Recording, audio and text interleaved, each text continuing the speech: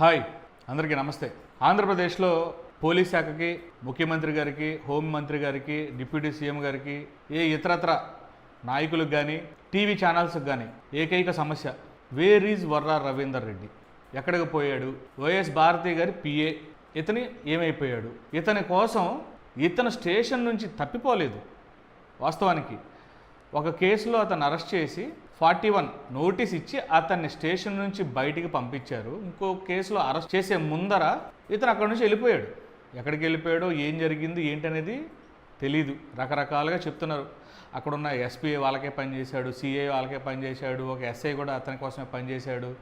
వీళ్ళందరూ ఎందుకు పనిచేశారంటే కేవలం ఎంపీ అవినాష్ రెడ్డి లేకపోతే వైఎస్ భారతి గారు అని చెప్పేసి ఈ కథనాలు, ఈ వండి వార్చే కార్యక్రమం అంతా చేస్తున్నారు. వర్రా రవీందర్ రెడ్డి అనే వ్యక్తి వైసీపీ సోషల్ మీడియాలో ఒక కీలక వ్యక్తి. ఇది ఎవరు అవునన్నా కాదన్నా ఇది వాస్తవం.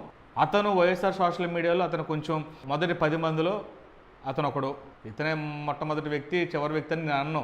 అతను అనిత గారినే కాదు, అసలు పార్టీలకి సంబంధం లేనటువంటి కొంతమంది అంబేద్కరిస్టుల్ని కూడా, బాబాసాహెబ్ అంబేద్కర్ గారు కూడా చాలా నీచంగా మాట్లాడాడు ఈ వర్రా రవీందర్ రెడ్డి.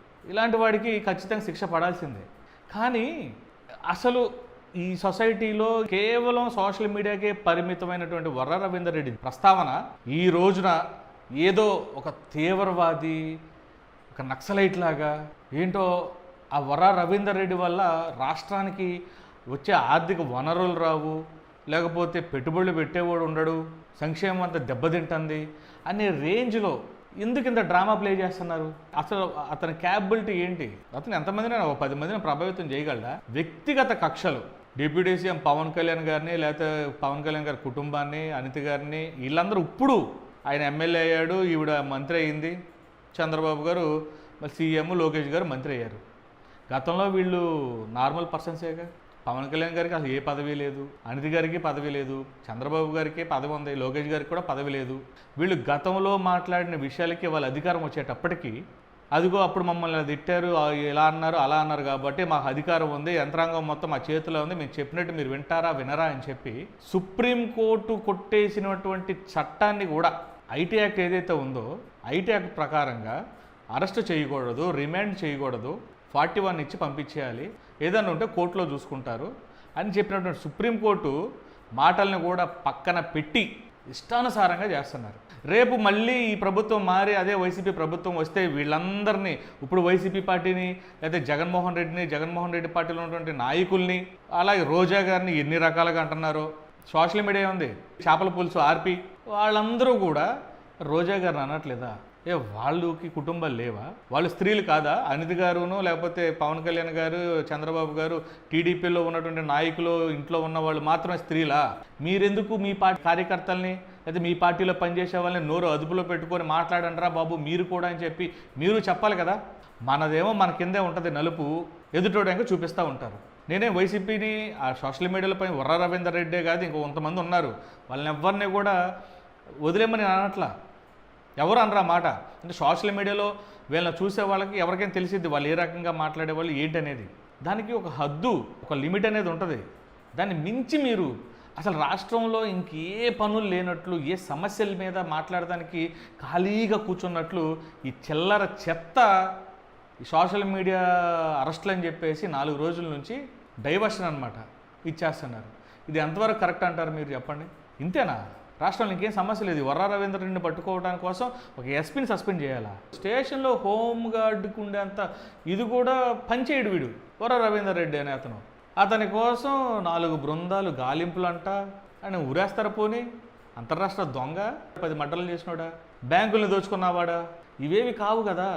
కొడతారు, 4 రోజులు కొడతారు, కొట్టిన తర్వాత ఏమైంది ఆయన చూపించి, గతంలో ఇలాగే ఇటువంటి రాజకీయ బ్యాక్గ్రౌండ్ లేనటువంటి నందిగం సురేష్ ఎంపీఐ 5 సంవత్సరాలు ఏం చేశాడో అందరికీ తెలుసు.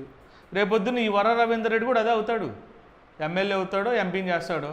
ఎందుకో పనికిరాని వాళ్ళని మీరు పెద్దోళ్ళని చేస్తున్నారు టీడీపీ పార్టీ. గతంలో మీ పార్టీలో కూడా ఒకరిని తీసుకున్నారు ఆ ఉత్తరకంచ నుంచి, వాడు ఎందుకు పనికిరాడు, వాడిని తీసుకొచ్చి మీ అధికార ప్రతినిధి అని చెప్పి ఆడు సోషల్ మీడియాలో ఇలాగే పవన్ కళ్యాణ్ గారిని బూతులు తిట్టాడు, చంద్రబాబు గారిని బూతులు తిట్టాడు, అందరిని బూతులు తిట్టేసి లేదు లేదు నన్ను ఇదంతా వైసీపీ ఐపాక్ టీము ప్రశాంత్ కిషోర్ మాకు స్క్రిప్ట్ ఇచ్చేవాడు, మాకేం తెలియదు, అందులో ఉన్న వాళ్ళు కూడా ఎవరికి ఏం తెలియదు అని చెప్పేసి ఆ మహాసేన రాజేషే ఇదే ఏబిఎన్ మహా న్యూస్ ఛానల్స్ ముందు చెప్పాడు.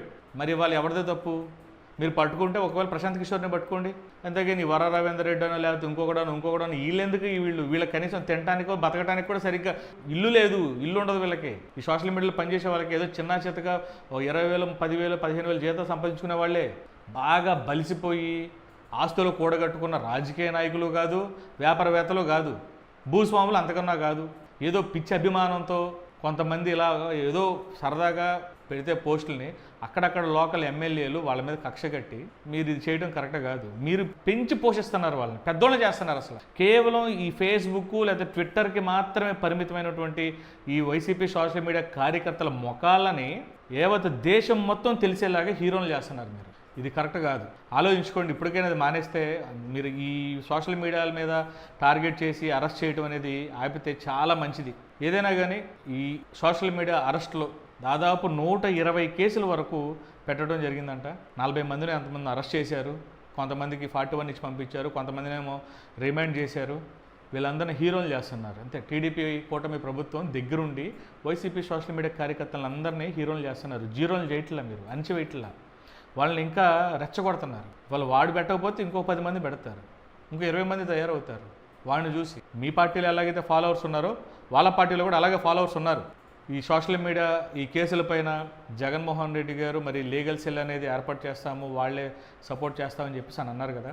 అది ఎంతవరకు నుంచుంటారా ఏంటి అనేది వాళ్ళకి ఆర్థికంగా గాను అరెస్ట్ అయిన వాళ్ళకి, లేకపోతే లీగల్గా ఎటువంటి సపోర్ట్ వస్తుంది అనేది ముందు తెలుసుకుందాం. బాయ్.